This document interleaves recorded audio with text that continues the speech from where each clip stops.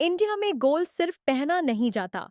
यहाँ लोग उससे इन्वेस्ट करते हैं, सेव करते हैं और जरूरत पड़ने पर लोन भी ले लेते हैं। पर ऐसा क्या है गोल्ड में जो उसे इतना स्पेशल बनाता है हमारे लिए?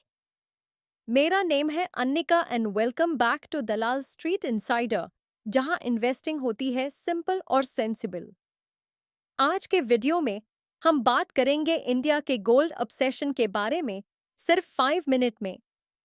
Reason number 1, India's love for gold. India दुनिया का सेकंड लार्जेस्ट कंज्यूमर है गोल्ड का, चाइना के बाद। रियल एस्टेट के बाद सबसे ज्यादा पैसा इंडियंस ने गोल्ड में लगाया हुआ है।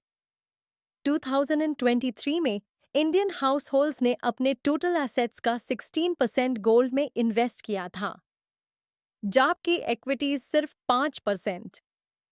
बाकी कंट्रीज में गोल्ड सिर्फ 2-3% होता है। हम लोग क्लियरली अलग हाई लीग में है। सिर्फ इन्वेस्ट नहीं, हम गोल्ड इंपोर्ट भी हैवी करते हैं।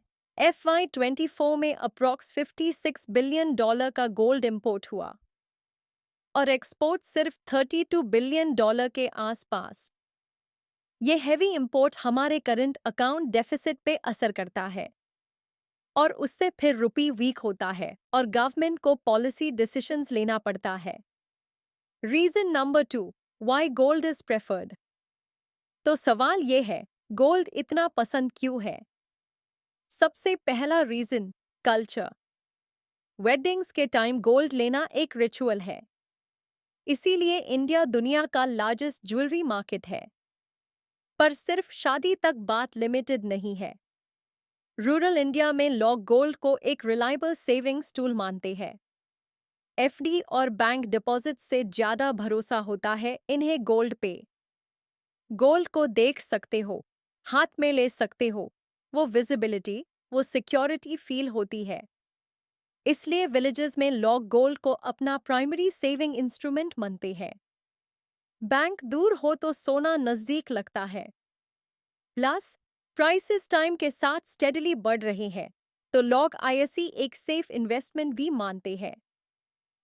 Reason 3, gold as collateral. लेकिन गोल्ड सिर्फ सेव करने के काम नहीं आता। ये एक फाइनेंशियल टूल भी है और वो भी काफी पावरफुल। जब अर्जेंट पैसा चाहिए हो और कोई क्रेडिट हिस्ट्री नहीं हो, गोल्ड लोन सबसे फास्ट और सिंपल ऑप्शन होता है। खासकर फार्मर्स या उन लोगों के लिए जिनके पास फॉर्मल डॉक्यूमेंट्स नहीं होते। वो बस गोल्ड लेकर जाते हैं और पैसा लेके आ जाते हैं।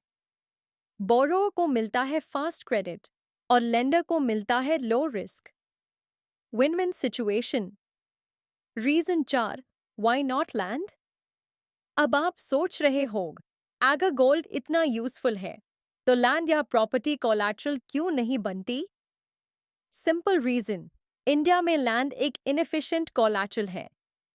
इंडिया का हाउसिंग लोन मार्केट दुनिया के सबसे छोटे मार्केट्स में से एक है। सिर्फ 5% लोगों के पास मॉर्गेज होता है, JBKI US में ये 34% है। क्योंकि लैंड के डिस्प्यूट्स कॉमन है और कोर्ट केसेस काफी टाइम लेते हैं। अगर किसी प्रॉपर्टी पे केस हो जाए तो उस कॉन्ट्रैक्ट को एनफोर्स करने में 1445 दिन लगते हैं। Compare that to just 358 days globally.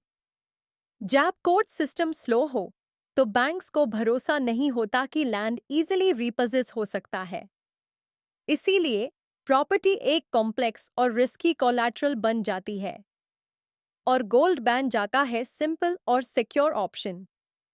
Gold सिर्फ एक ज्वेलरी नहीं, बल्कि एक पार्ट है हमारे फाइनेंशियल सिस्टम का।